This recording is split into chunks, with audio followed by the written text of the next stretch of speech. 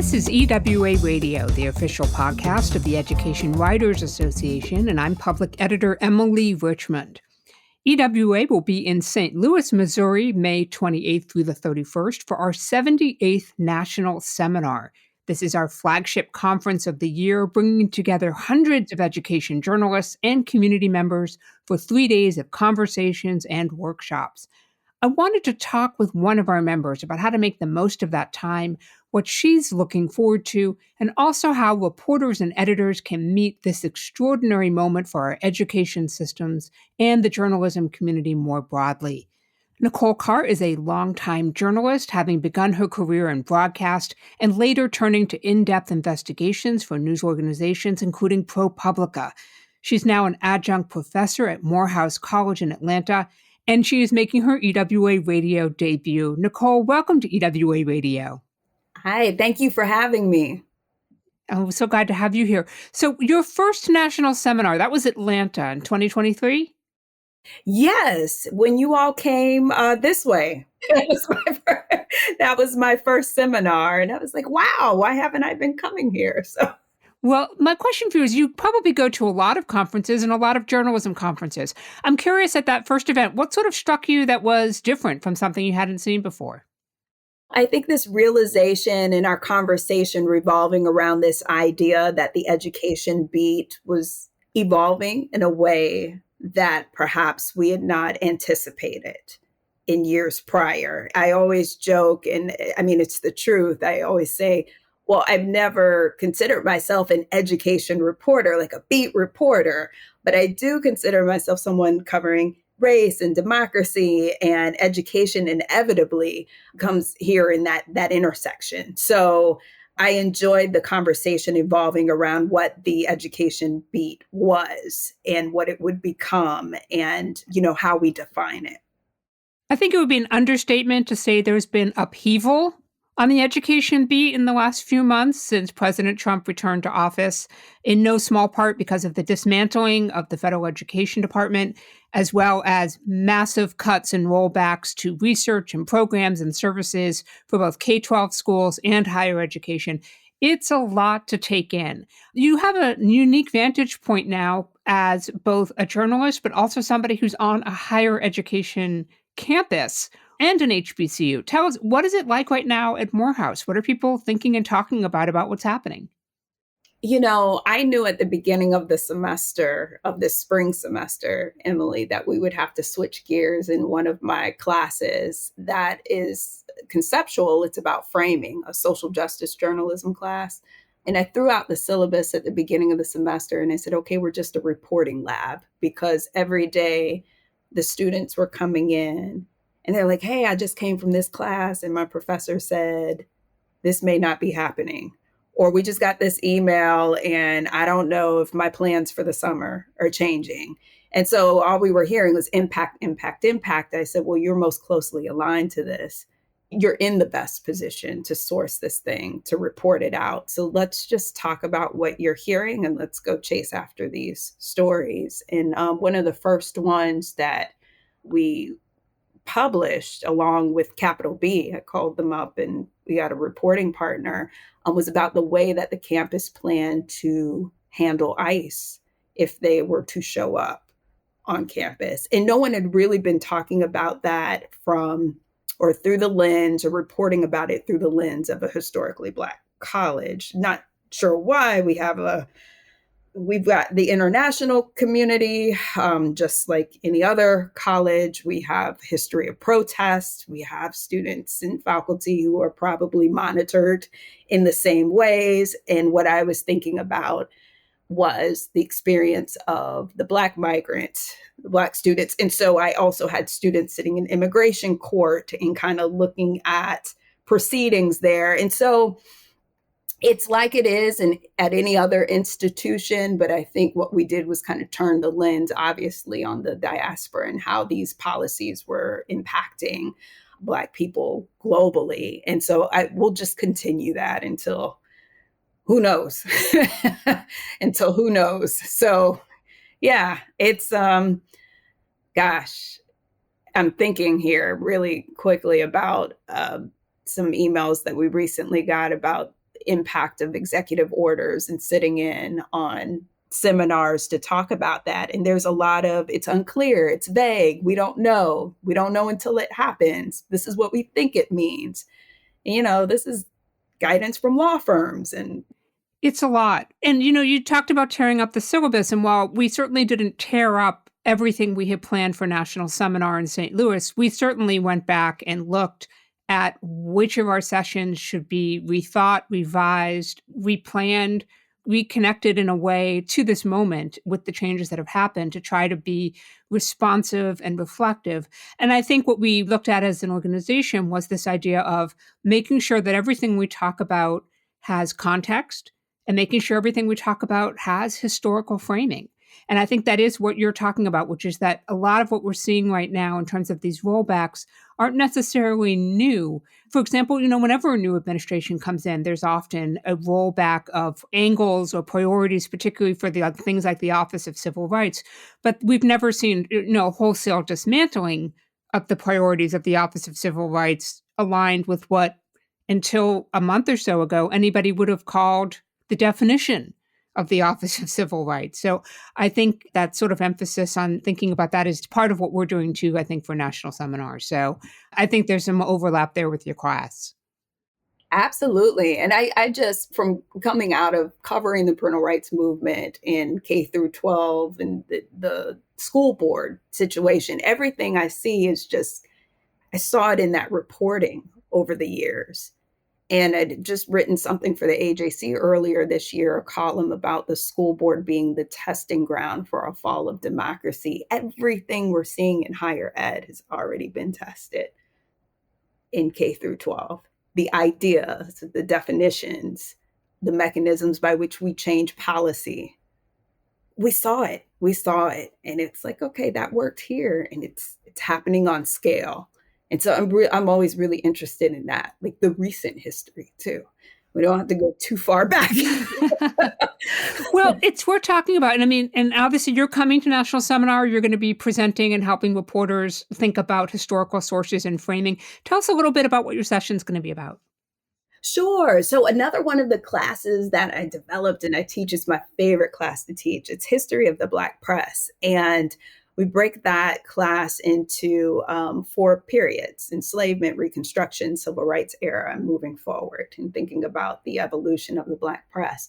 But my favorite exercises are to compare pages of mainstream press, historic Black press, and see how stories, ideas, language shift, change, or parallel, how they differ. And so I think there are ways when we think about our journalistic standards and the ways that we frame stories, the ways that we explain what's going on, the ways that we define what's before us. I think the historic Black press offers some great lessons in how to frame the moment and everything that touches this thing we call humanity, right? And so this session, I'm really excited to join some folks from The Emancipator, from Howard University, and the Black Press Archives, and really, and Capital B, to challenge our attendees or have a conversation about framing and language and what we can learn from the pages of historic press. That's where we're going with that. And I think this is particularly important as we take a look at matters of civil rights, because a lot of times we're using this language like left and right, and this is political, and it's a lot easier than that. I think our jobs are to really talk about not what an administration says it's doing, but what the thing is actually doing.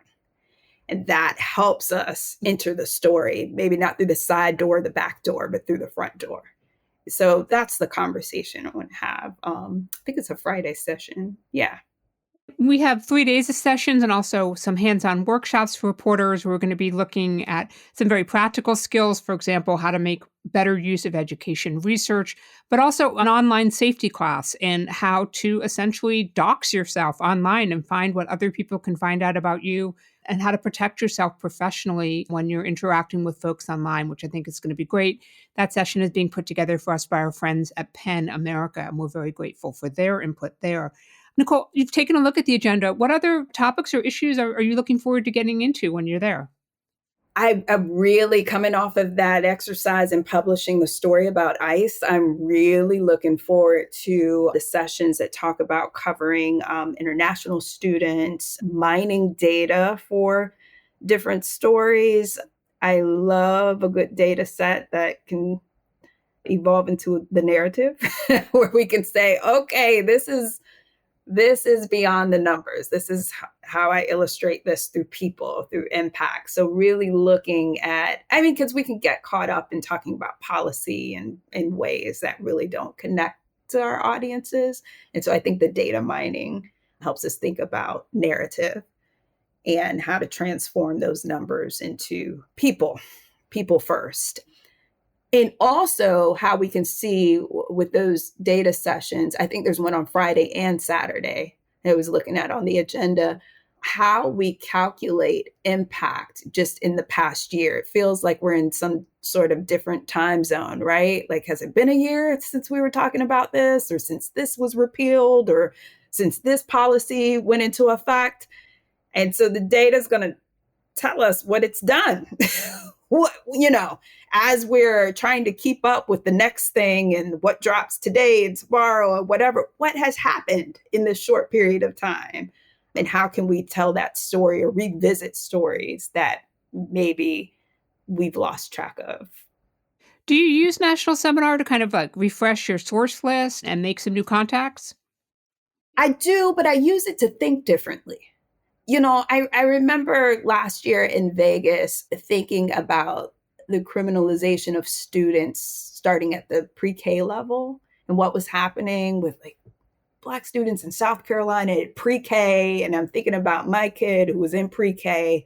And I'm like, man, this is shifting my thinking about performance and students' ability to develop based on how they're being punished for behavior, for being a kid, who is being sent in this direction, who's being sent in that direction. And a lot of things we know kind of anecdotally, but to sit there and listen to some of the researchers who are like dedicated to this talk about what they're seeing evolve, it just made me think differently about what's urgent to cover.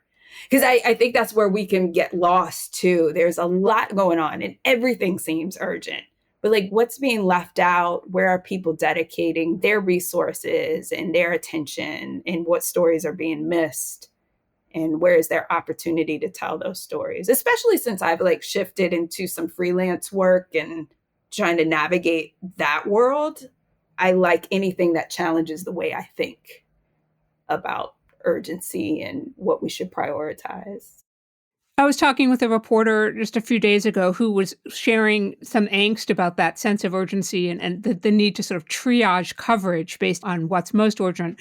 And the advice that I gave them that I'll share here is start on the ground. Start with whatever's happening closest to your school community that's actually affecting people. So it's one thing to write a big overarching story from 30,000 feet and to say the federal government has canceled funding for teacher preparation programs. And it's another to go to an elementary school that is no longer going to have a summer academy for new teachers who are starting in the fall, and what that's going to mean for how ready new teachers are to take on the academic year and what that means for actual children, students, and school communities. So start in with that lens as tight as you can on the people who are being most impacted. And I think those bites can sometimes feel a little more manageable.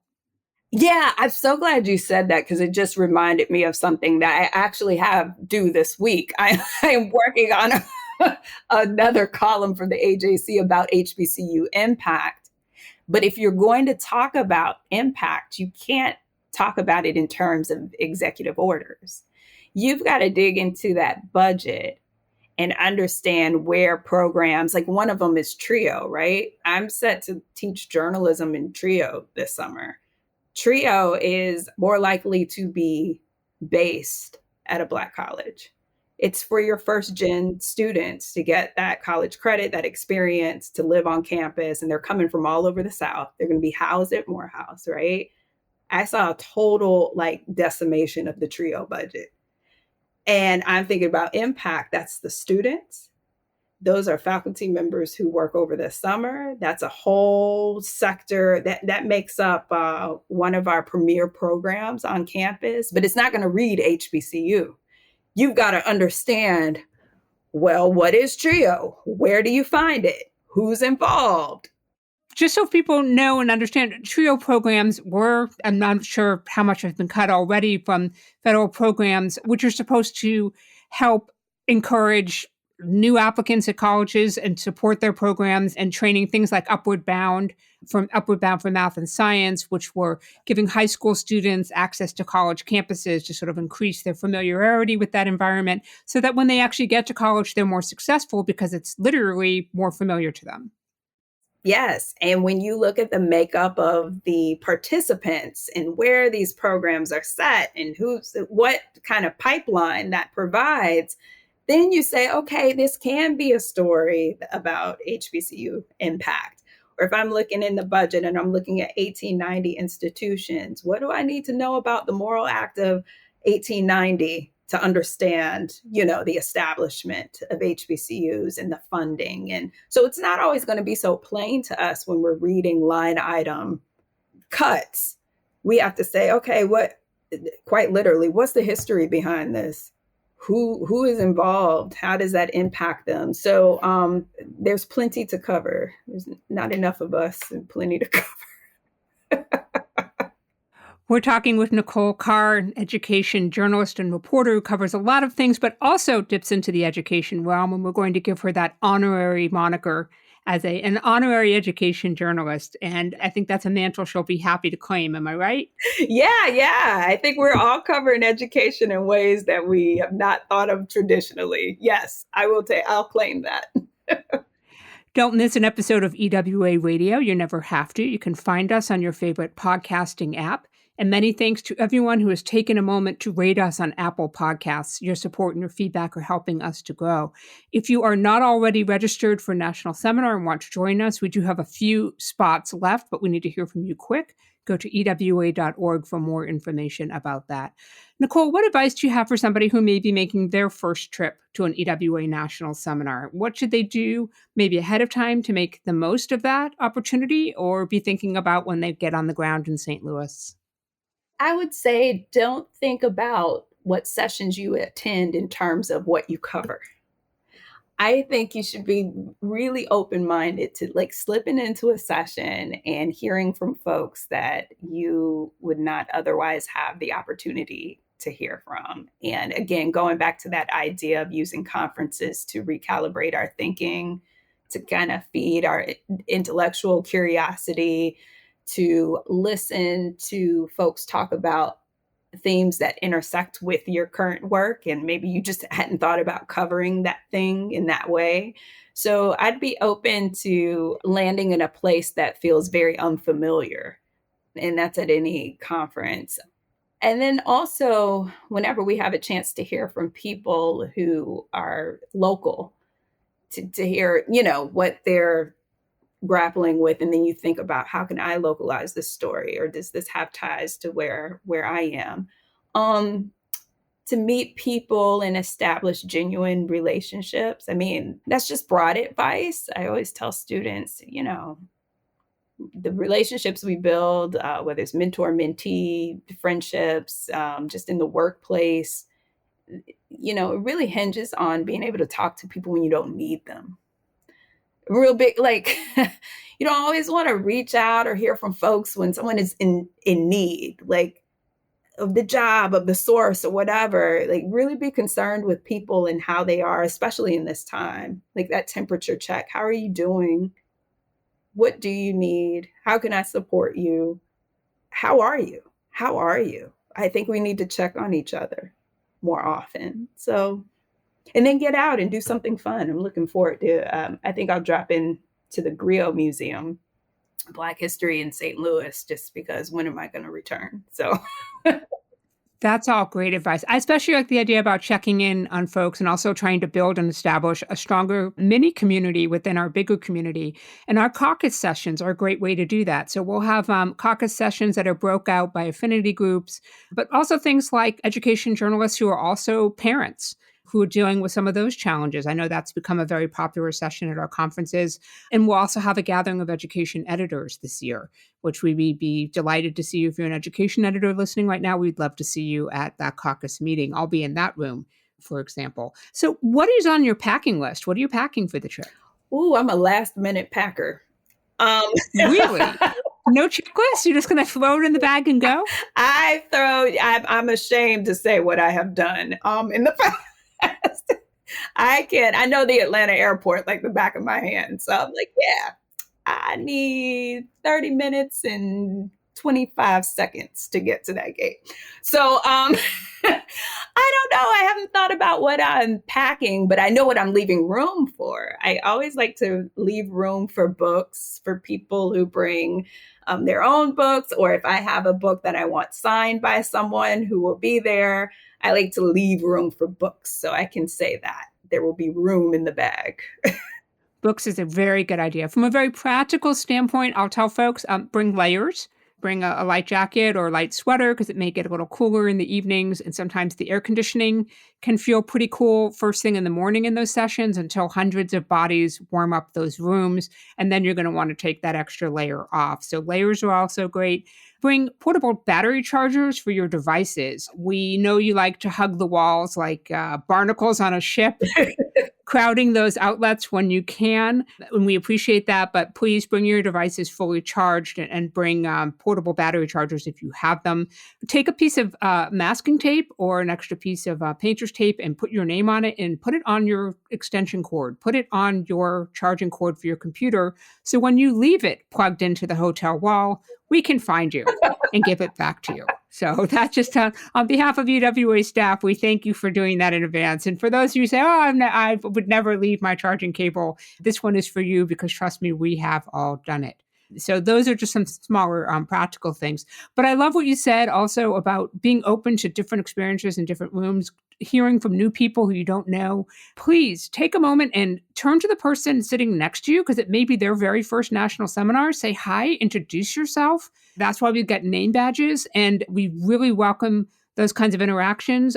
Please sit at a table of new people when it comes to meals. Introduce yourself to the people sitting next to you at those tables because, again, there may be some newcomers there who would really appreciate that reach out. So we encourage you to take advantage of all of that. St. Louis is a gorgeous city. We're expecting, knock wood, hopefully some decent weather for walking around and getting outside. So early morning walks before sessions and also in the cooler evenings after we're done for the day. We hope you'll make the most of being in St. Louis itself. And QR codes, man. Bring those business cards on that QR code. Absolutely. This is a great place to unload those business cards without question. I'm always happy when somebody hands me one because the time it takes to put it into my phone. For people who may be feeling a little bit overwhelmed about the agenda, one thing I've found kind of handy is when a session ends, take a moment and give yourself a voice note on your phone or jot something down. And what were the 3 things that you remember most from that session that you would tell someone else in your newsroom if they asked you what you just heard? And you'll find that those might be the things that stick with you. And when you get back to your desk, you're going to probably have a whole list of things you're thinking about, but also maybe a couple of story ideas that came right to mind from that session. And again, when you get back to your newsroom, you're going to open up your notebook and you're going to just find a roster of ideas, a full range of things that you could possibly cover as you get back to work. So those are my longtime tips, having been to national seminars in my long career. I don't know if are we going to count them up? I'll count them up. My first national seminar, Nicole, was in Washington, D.C., and it was in 2007. And we were so small that the awards banquet was the legendary John Merrow of PBS NewsHour just reading the names of people. And then we played Education Jeopardy, and he asked questions, and we played a little trivia game after dinner. That was National Seminar, folks. I love it. Then we all got into our horseless carriages and drove away.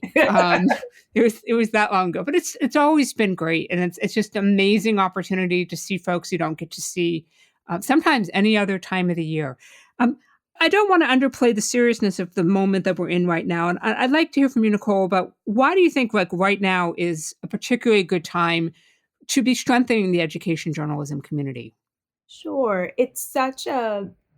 Education is the bedrock of democracy. And if, going back to our points about historical context, if we think about gains that have been made in society, different groups of people for the greater good, for the, anything that has to do with like science education and the future of our scientists. And this is why I challenge folks to think about their beat very broadly, very widely, and thinking how we intersect with other folks, even in our newsrooms. Like, how can I team up with my colleague who works on this thing? And how can we do a story that talks about the impact of what's happening in the education world? To, like, what you're covering, I'll say, because we're here in Atlanta at the CDC. Like, what happens to this pipeline? And I was thinking about that the other day because my daughter was saying, oh, I want to apply for this program. It'll send us to the CDC for the summer. And the cohort this year is not going. Okay, so I don't know if there's going to be that opportunity for her next year.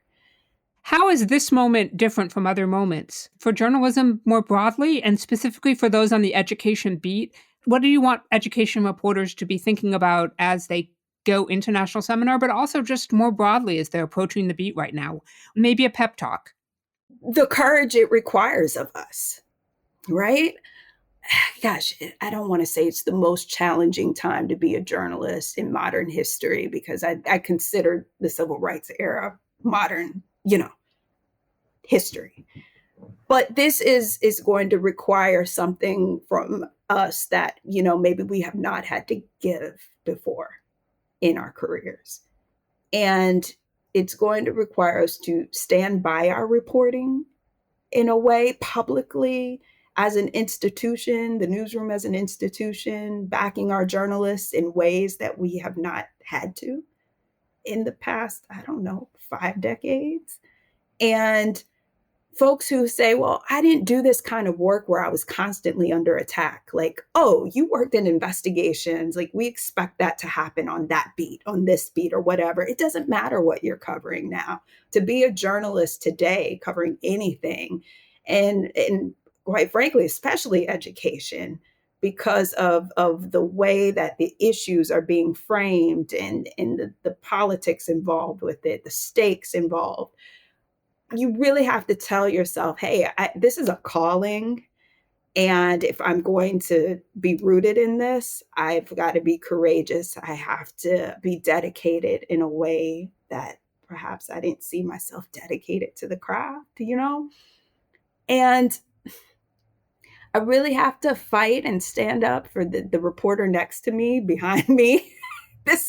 We are in this together, and we are crafting. I know this sounds cliche, but it's the most important job we have is crafting that first draft of history. What are we leaving behind for those who come after us, to explain what is happening, the consequences of what's happening, and where that leads us. The work is here, so we have to hang in there. We have to take care of ourselves, and we have to take care of each other. Absolutely. Historians follow the reporters. Yes. Nicole Carr is a journalist, an adjunct professor of journalism, and a terrific person. And we very much appreciate you making time for EWA Radio, Nicole. Oh, thank you, Emily. And that wraps up another episode for us. If there's a story or a reporter you want to learn more about, drop us a line at radio@ewa.org. The mission of the Education Writers Association is to strengthen the community of education journalists and improve the quality of education coverage. For more than 78 years, EWA has helped reporters get the story right. Have a great week, take good care of yourselves, and thank you for listening.